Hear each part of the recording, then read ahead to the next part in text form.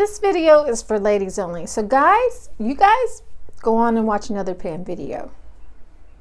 Hi, I'm Laura, Giles with Pan Society. Thanks for tuning in. Now, when I see something that repeats 2 or 3 times, at least 3 times usually, then that's like an aha moment for me to pay attention. And what I'm seeing right now is that there are a bunch of women who have stories that they feel like they're carrying all alone. And it has to do with femininity. So things like, they had a horrible first menstruation period, or they didn't know anything about sex, or they had masturbation issues, or sex issues, or sex abuse issues, or anything that has to do with being a woman. And those things are things that are best shared. Now, you might be like, oh, why would I want to do that? Why would I want to expose my pain? Why would I want to dig all that stuff up again? And it's because when you share it, it brings it outside of you and out into the air where it disperses, and all the people who hear it, assuming it's in a safe space, can help you share the burden. So really that's what moon circles and red tents are all about. In the moon circle and red tent, that's really what we do. We get together and we share the things that make us feminine, or we share what makes us us.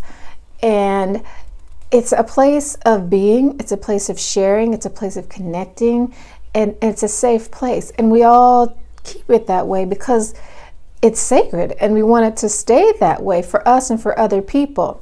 And it's not just for us, it's for the next generation, because the things that you went through that weren't so fantastic cannot happen again. We can stop the cycle by sharing it and educating ourselves. There are lots of things that maybe our mothers didn't tell us. We didn't have sisters, we didn't have aunts. And in the red tent and the moon circles, the participants become those people for us. They become resources for us to tap into for the next time that we need some help in that area. Maybe we have issues, or maybe not issues, but questions about breastfeeding or childbirthing, or what it means to transition into cronehood. Or there's all kinds of things, that we could talk about, just things we just don't know. And because there's so many different ages and backgrounds and different religions and cultures, you could learn something you never knew about before. These things that we take for granted, maybe they really aren't just one way of looking at things. And this is really the beauty of the red tent.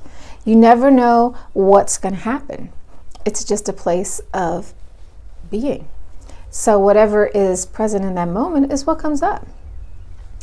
And there's lots of things that we could share that maybe we didn't even know were that big of a deal. And when they come out in the red tent, it just spills out of us, and it shows us really who we are and what it means to be feminine and what it means to be human.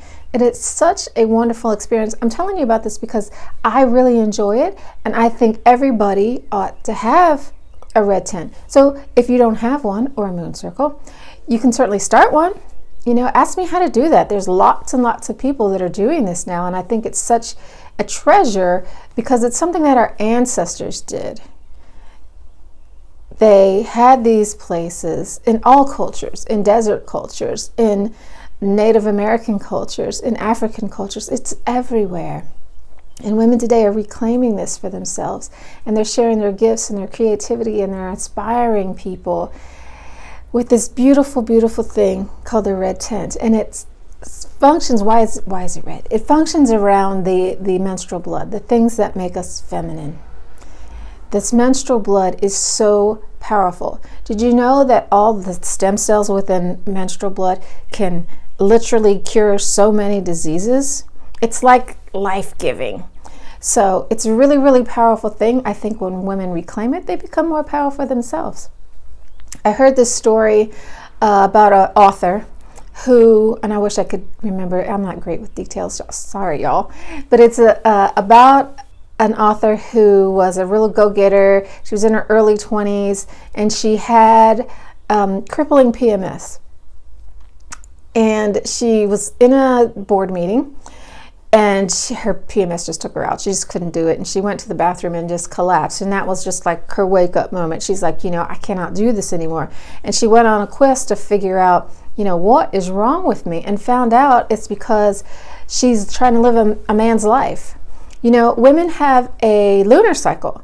We go on the 29.5-day cycle with the moon. The moon is the feminine guide in the sky, whereas guys have a solar cycle, so there's a 24-hour clock. So when you expect a woman to function on 24-hour clock and do all the things she does at work and come home and take care of the house and the kids, all the things that we do, of course she's going to burn out. Of course your body's going to rebel, and the seat of your femininity is going to hurt. It's going to cripple you.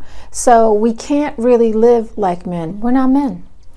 In the lunar cycle, what tends to happen, and pay attention if you're a new moon cycler, is that as the moon gets dark, that's when we begin to menstruate, and that's when you need to rest in the dark. That's what the darkness is about. It's going within, chilling out, taking it easy, and then when the moon is full, it's when we're more active and more fiery, and that's when we are fertile. So just little things like this are the kinds of things that you can learn about in a moon circle. So I hope that inspires you, and I hope to see you at one. And of course, if you're in Richmond, you can join us at ours. So see you next week. Don't forget to like, share, and subscribe. Bye-bye.